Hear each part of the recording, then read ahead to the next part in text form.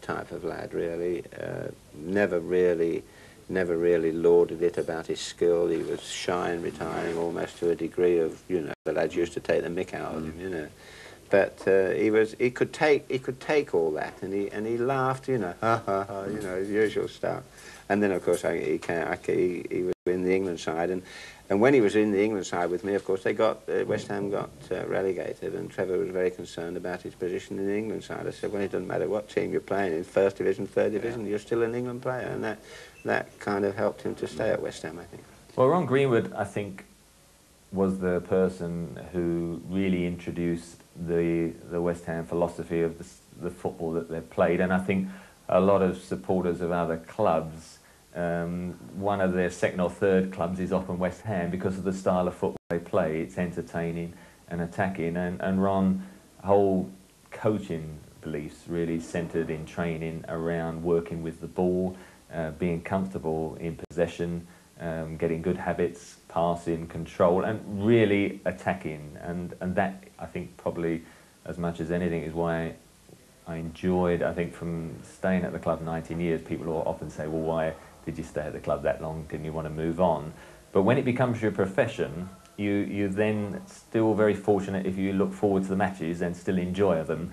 Whereas, you know, when you're playing just for fun, sometimes you can have an easy weekend or whatever. But at West Ham, the style of football we played, particularly my own role as an attacking midfield player, meant I always was looking forward to the matches, and that really was down to Ron as such. And of course you would immediately have come under the influence in some way, shape or form of Bobby Moore, Geoff Hurst and Martin Peters. Now tell me about the influence that those three would have had on West Ham at that time. Well, of course, the year of the World Cup final, '66, I mean, England won the World Cup, but any West Ham supporter will tell you, in fact, it was West Ham, because Bobby was the captain, Geoff Hurst got a hat-trick in the final, and of course Martin got the other goal. So there was a lot of attention focused. Bobby, being the skipper at West Ham and England, was obviously a very huge figure in the footballing world. I mean, a little bit overawed, I think, as a youngster when you first came to the club, Bobby Moore. But he settled you down very quickly. I think his great strength was his use of the ball from the back. I mean, probably Beckenbauer, West Germany, but Bobby is in that category. I mean, he used to find people superbly. So you, as a youngster, you looked at his sort of passing ability as much as his reading of the game. Martin Peters being a midfield player, and that was more my role. You watched Martin, although I must admit he scored a lot more goals than me, but Martin was the midfielder. They called him the ghost, didn't he? Because he came into the penalty box late and scored a number of goals. And of course Geoff Hurst, who started off in midfield, and then Ron Greenwood put him up front, and really everything happened from there. Geoff Hurst was still around in 1972 when West Ham had a dramatic series of League Cup semi-finals against Stoke City. The scores were level on aggregate at 2-2 when Geoff Hurst stepped up to take a penalty against Gordon Banks at Upton Park. Now, if he scored, West Ham were at Wembley. And now it's Hurst against Banks, and Banks has saved it miraculously, and the crowd are stunned and Stoke are delighted. So to 2 playoff games before it was settled, and again it was agony for West Ham, this time at Old Trafford.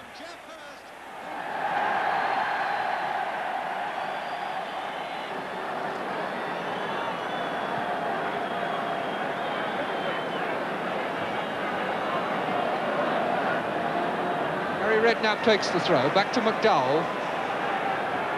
And there's the ball given away to Ritchie. And that's a penalty. McDowell absolutely lost his head. Bernard against Bobby Moore. It must be 100 to 1 against. And he saved it! And there's the rebound. Bonds. And still going. And he's found space. And it's deflected in!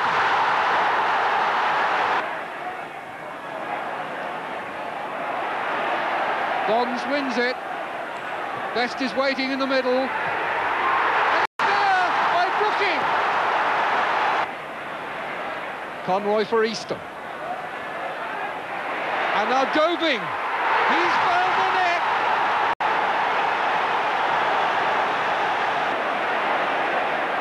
Bernard. Green off through the middle. And overlapping here on the right is Marsh. Come out to Conroy.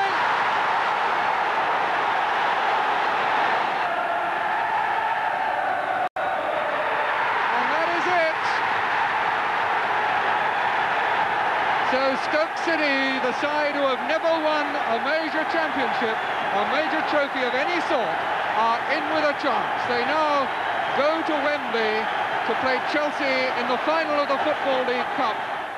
Geoff Hurst was soon to move to Stoke City after 499 games and 248 goals for West Ham, some record that. But glory still eluded the Hammers, although they stayed respectably in the First Division and continued regularly to get the better of big city clubs. And Lee in so much space, and a goal! Well, Lee opens his arms and says, well, I could hardly believe I'd get that amount of space.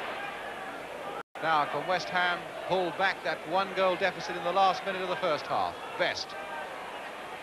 Played for Lampard. Forward now for Brooking. Is this the chance? And it is! Trevor Brooking! 1-1. Moore. Gould. Nicely off again for Padden. And Padden has gone past Pardo. That's the cross, and it's a good-looking cross, and it's an own goal by Doyle. Well, it was Padden's brilliant work down the left.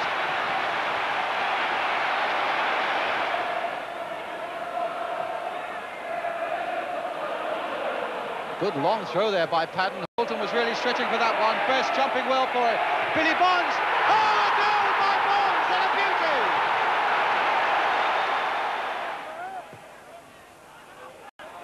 Taylor's header. Not quite directed the way he wanted it. But now Wooler. Oh, and here's a chance for McElroy. And it's a goal for Manchester United.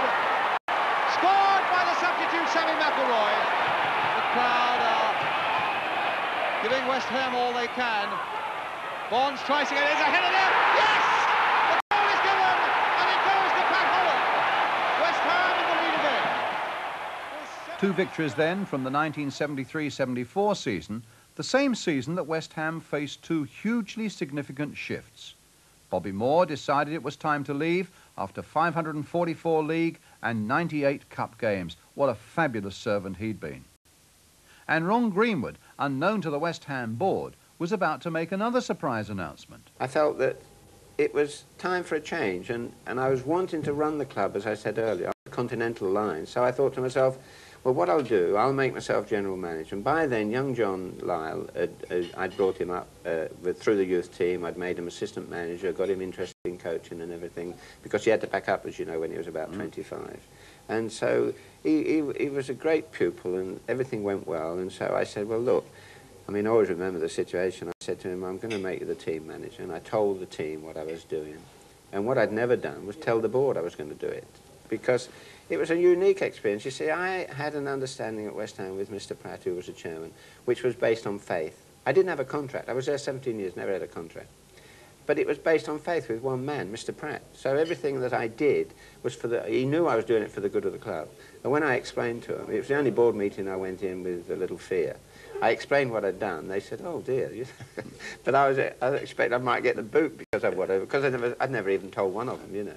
And so consequently, they said, "Well, if that's how you believe and that's the way it should go, let's do it." And so we did, and it worked well. It was a move that paid dividends. Middlesbrough was soon on the receiving end. Craggs.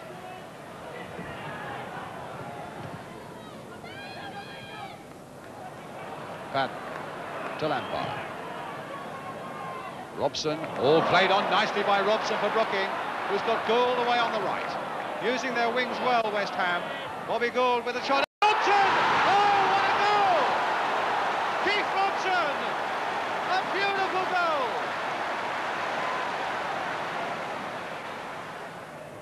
Jennings. Oh, and look how Brooking has escaped them all, with Gould in the middle. And it's there! It's an own goal off Bohm, but it's number 2, and Brooking, with a smile all over his face, takes the credit. Taylor is up there, looks as though he might have a crack at it. Billy Bonds is in there, Graham Paddon is in there, and Lampard is in there. They're really queuing up behind this West Ham free kick. I would fancy Paddon. Oh, what a goal! Graham Paddon! Number 3!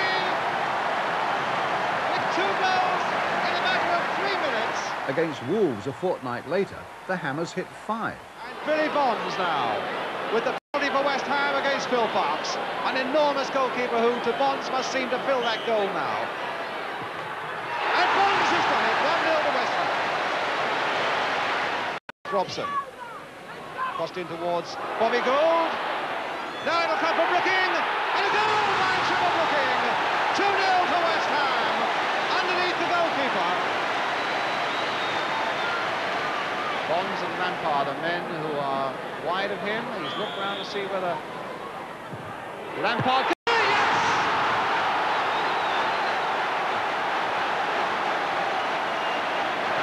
Lampard! A lovely goal. Gone off the boil just for the moment, West Ham, but now can Brooking revive them. That looked like handball. A good decision by the referee. Brooking with a shot. A superb turn. And a goal by Billy Jennings. And West Ham are 4-1 ahead. Paddon now for Brooking. Gould in a lot of space over on this right touchline. Bonds coming in well to join up with the attack. Still with Billy Bonds, and now with Trevor Brooking. He tried it as he threw. Bobby Gould. Yes! Number 5, Bobby Gould against his old club. And a fella who worked so hard that you really can't deny him the goal he scored. The name Robson stands tall in West Ham's scoring in these early 1970s. Brian "Pop" Robson was regarded by Trevor Brooking as the best finisher he'd played with. And we've just seen some of Keith Robson's work, and Keith was on target again when West Ham launched themselves at Wembley once more. Here they are in a 5th round tie against Queen's Park Rangers, and they had Phil Parkes in goal. Clements now. He's half waiting for a whistle, I think. They're still going on, though. And a goal! Dave Clement!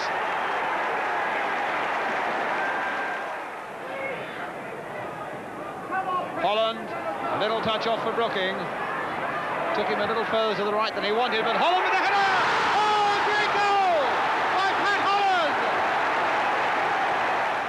Attacking Gillard with Jennings outside him, and that worked well for West Ham. A floated across there towards Keith Robson! Yes! In the final, Fulham, with Bobby Moore now in their side, were waiting at Wembley. But it was a little-known striker from Rochdale, Alan Taylor, who had Hammers fans cheering that sunlit day in the great old stadium. As Alan was saying, just lacking this little killer instinct. That's all they're lacking at the moment. Otherwise, as he said, West Ham are there for the taking. But still 0-0. And maybe it'll be West Ham who do the taking as Holland takes it up now down the left for them. Billy Jennings screaming for the ball, hitting it first time. Mellor gets it. Taylor turns it back. Yes! Alan Taylor! 1-0 to West Ham against the run of the play. The side that have been on the receiving end for all the first half and a good percentage of the second make the breakthrough. Bonds play for Paddon. Lampard coming up quickly, letting one really wrap there with his left foot. Holland. Oh, what a good ball by Holland there for Paddon. And hit well by Paddon, number 2. And he's done it again. Alan Taylor. Billy Bonds. Cup winners for West Ham, receiving the cup from His Royal Highness the Duke of Kent.